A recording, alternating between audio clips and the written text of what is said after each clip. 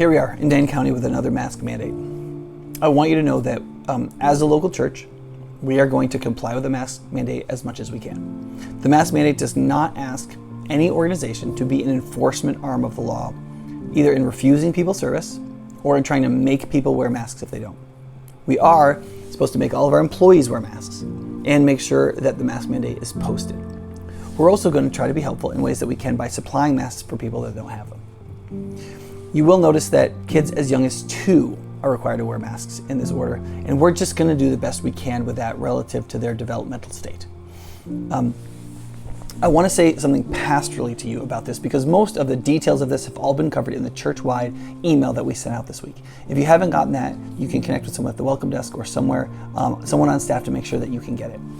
But one of the most important things I want to exhort you is related to this. Do not let this be another wave of division or disillusionment towards Christ in His church. One of the things I was honestly embarrassed about watching the church in the city and in the country handling the way we dealt with COVID the last time was Christians allowing themselves to divide from one another based on their prudential understanding of what should or shouldn't be done relative to the disease, relative to the government. We should not be doing that. We should not be dropping out of church, dropping out of service, getting angry with each other because we have differing views on what is the most prudential way to act in these moments.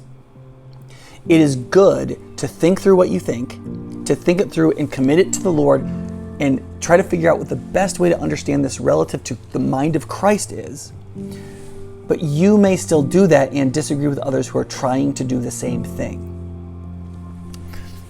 Do not allow that to divide the body of Christ. Do not allow that to cause you to want to walk away from the church either for the time being in a way that habit can form it to be permanent.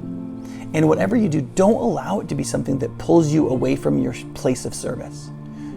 Don't walk away from service. Don't stop serving because you don't want to have to serve on these terms, right? Servants don't think that way. They care enough about the service and in serving their master that they will serve in whatever conditions are necessary for them to accomplish the service that they have been given the dignity to serve in.